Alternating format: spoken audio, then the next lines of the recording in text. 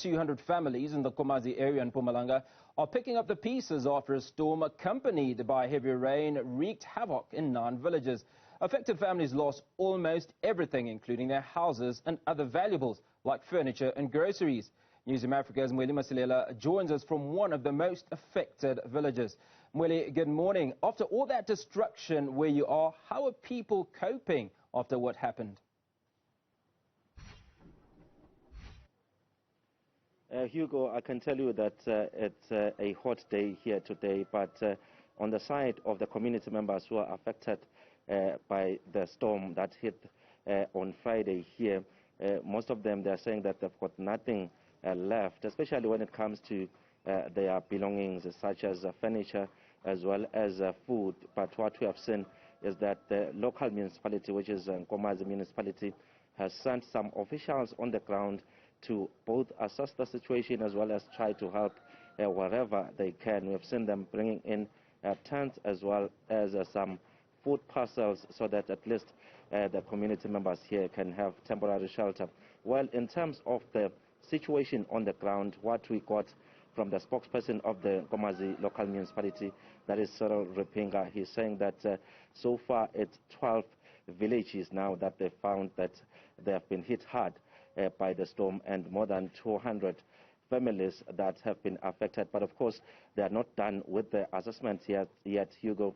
There are still some officials on the ground visiting the different villages here in this community, because we know that Nkomazi alone has got more than 50 villages. So they are saying that according to their assessment at this stage, it's about 12 of those villages that have been severely affected. Well, at this family or home where I'm standing here, Hugo, we know that there were about 4 children that were trapped inside the house as it collapsed here after the storm hit. And we are told that one of the children, who is 4 years old, is now in ICU as he was found buried under the debris here. So that's the current situation, and the Mdaga family here is concerned about the life of their child, that is the 4-year-old who is in ICU. So they are saying that it's not only the issue of the damage of the house, but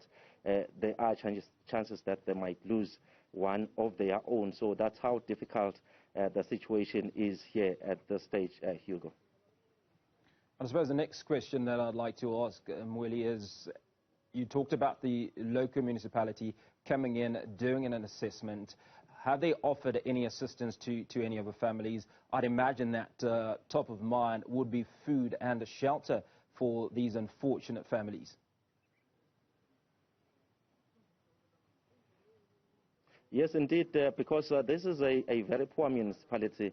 It's a rural municipality. It's not collecting much in terms of revenue. That is why we have heard from the officials on the ground that they've asked for some intervention from the provincial department. That is why we're expecting some help, because some people from different villages have informed us that they've been promised assistance, but that assistance hasn't reached them. That is a question we threw to the spokesperson of the municipality, saying that, well, they don't have much resources.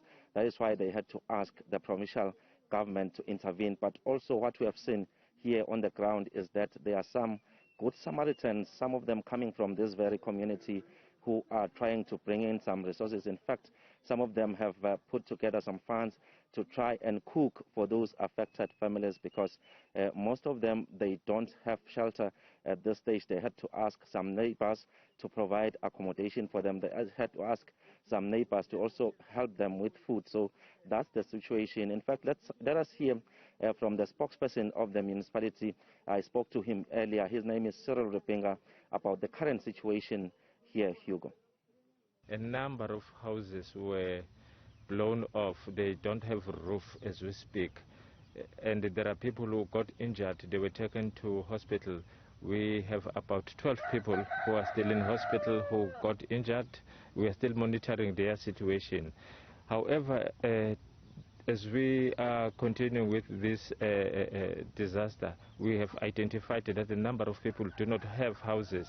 We are intervening with the provincial government to ensure that we provide them with immediate help that they may need. Right, Mweli, he's mentioned that there are 12 individuals that are in hospital, so I assume those are all the casualties. Are you aware of their state at the moment?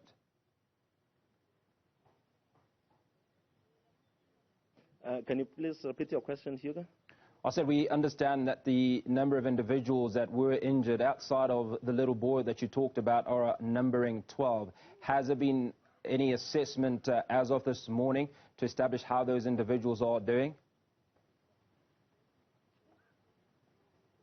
Yes, I've spoken just a few minutes ago to some of the family members here. Well, it's even difficult for some of them to talk about what happened, especially the elderly women that I found here. They said that they are not in a position to speak now, but according to some of the family members, yes, there's been quite a number of people who have been discharged already, but the one that is in ICU, his condition is very serious according to the family members, so they will monitor as the day progresses, but they are hopeful that he will recover because, as you heard from the spokesperson, it's about 12 people that were admitted in hospital, and we are yet to get exactly in terms of the figure of those who have been discharged, but we know for sure that the little boy, that is the 4-year-old boy, he's still in ICU, and the family is still waiting for a report in terms of how he is doing, but already from their side they are saying that it's a critical situation, but they are hoping that at least they will have some good news that perhaps in the next few days he will be discharged, Hugo. Our reporter Mweli Masilela coming to us from Komazi in Mpumalanga, where over 200 families have been impacted by a rather nasty storm that happened a couple of days ago, and well wishers are encouraged to support those families. Now,